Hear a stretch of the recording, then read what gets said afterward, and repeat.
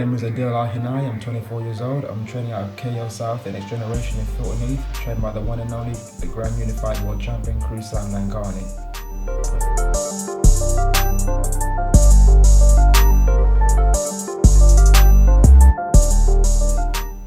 I've been training since 2010. So that's about nearly coming up to 5-6 years now. And what started me training was that I got into a fight, and then I realized I didn't know how to defend myself, and I was out of shape. So I wanted to do a martial art that would get me fit and teach me how to defend myself properly. And Muay Thai made the most logical sense. I sometimes train once or twice a day, 6 days a week, 7 days if I've got a fight coming up as well.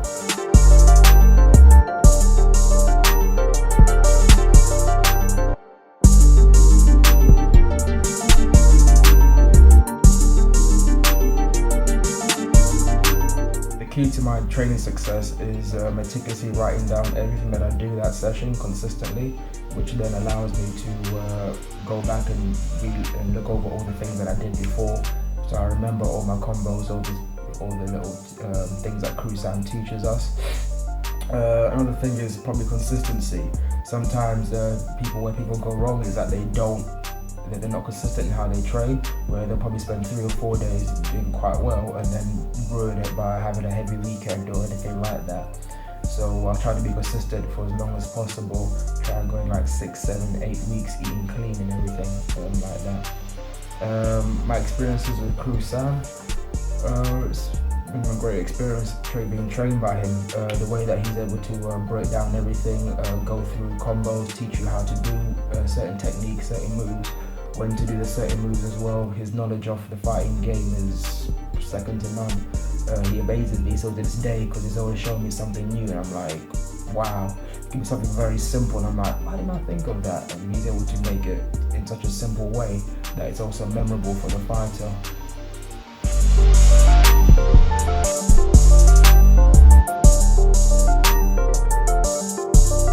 Being trained by Sam and his style, nothing is impossible, nothing's surprising. There is no limits to what the gym itself can achieve and how far we can go.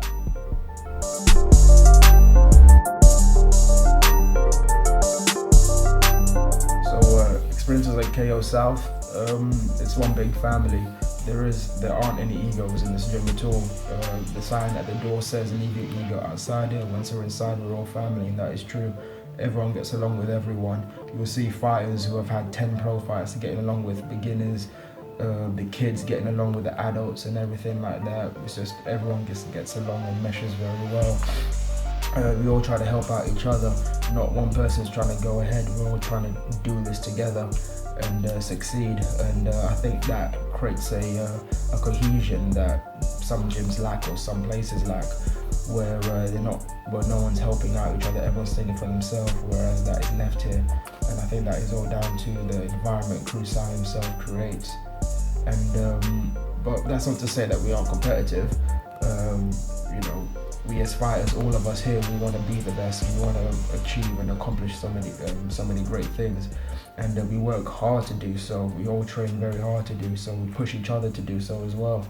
And as our head coach, Sam, he is a leader. He sets the trend where, the things that we're doing in training, he was probably doing things like, 10 times that.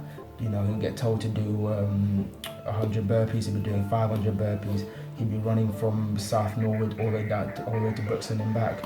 And we as fighters, we try to emulate that because, he went undefeated in his career.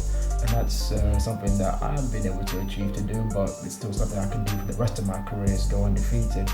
And that's something that I look up to and appreciate quite greatly, that I have a coach who's been through it all, has experienced it all. So everything that he tells me, I know it's true because no one was able to beat him.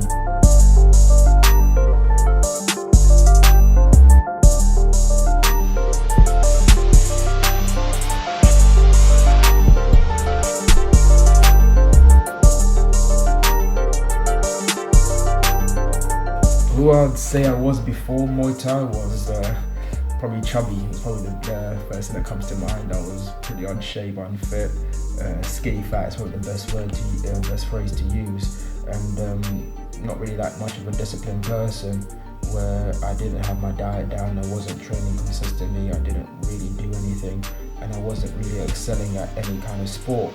Now in Muay Thai, I've been able to discover that I'm actually quite an athletic person. I've always been a competitive person, but that competitive now, being a pro fighter, I'm able to show that even more, where even in my morning runs, let's say I'm running down the road and I see a car overtake me, I'll be thinking to myself, you know what, I can overtake that car. It doesn't happen, one day it will, but that's the kind of person that I am, being a competitive person.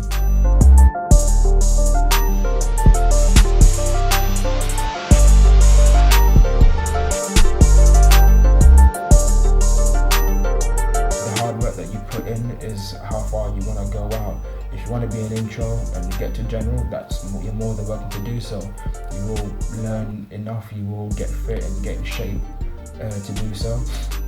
So you don't have to be a fighter coming to this gym. Your training in itself is what you put in, is what you get out. But if you do want to be a fighter and you are dedicated and you do stay here, then of course you can progress from general to intermediate, and then go from intermediate to advanced. And then from then, as I said, sky's the limit with Crew Sam, and the way that his style and how he teaches Muay Thai, he can make anyone a champion, I believe.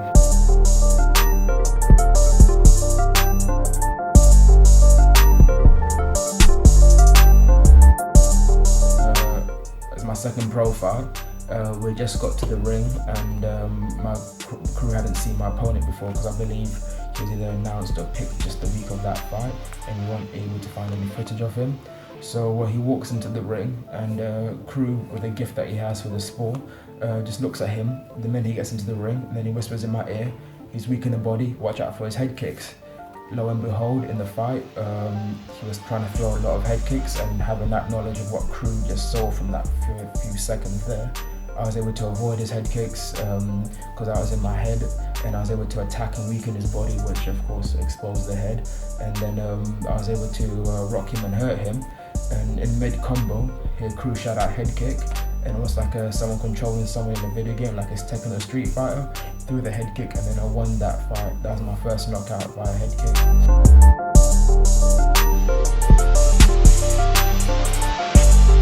My experiences with Crew and his day-to-day, I know for a fact back when I was teaching him full-time, was that he's the first one here sometimes. He gets in, he's doing his admin, and then he'll have like a couple of private sessions. After that, he'll go do the admin side of things, run the business in itself, and then go do the school run, come straight back, do even more private, then teach his classes. And sometimes he finishes classes, he'll be done at like 9:30, quarter to 9, depending on how hard we're training. And then he doesn't even go home when we do, because he goes straight back into his office. He's then doing more admin or looking at fights or strategizing, coming up with new things. So in his day-to-day, he's working from morning, like he's up at 5 a.m. He texts me at 5 a.m. Telling me things and giving me bouncing up ideas, or making sure that I'm doing something right that day, or giving out announcements. So he never really stops. He's going from early hours in the morning to the late hours at night. And it's something I appreciate, because he's sacrificing his time for his students, and his fighters, so we can go far. He gives up a lot for us, and as a result, it motivates us to work even harder to give it back to him, because we appreciate all that he does for us.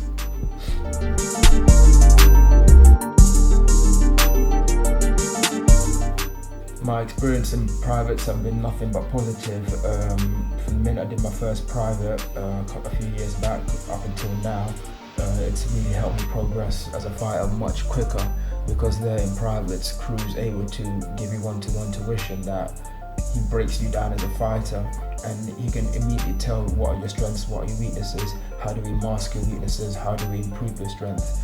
Another thing that I like about the privates is the sprints that we do. So all the fighters do these sprints, and when I first started, my time was something like 57 seconds, not fast at all. But over the years, I've been able to get it down to 44 seconds, which is a massive improvement, which is among some of the fastest in the gym. And yeah, that was great progress to see, because then it lets me know that I'm becoming more athletic. I'm becoming faster, and everyone else in the gym does it. All the fighters do these sprints, and that's like a little competition between us to try and get the fastest time. I think Gavin has the fastest time, but I am coming for you, Gavin. I will get that. Another experience in the privates is playing around. I wouldn't even call it sparring. It's playing around with Crew Sam. And we've all been through it. I mean, Michael is one of the fastest in the gym, Gavin himself, and he's not able to escape Crew. Crew is able to close down the distance at a scary speed. And then you have Kieran, the heavyweight, who is a big guy, and he tells us, like, you know, none of the fighters he's faced has hit harder than Crew. And Crew is probably like, got about 40, 50 kilos, weighs less than that, than Kieran himself.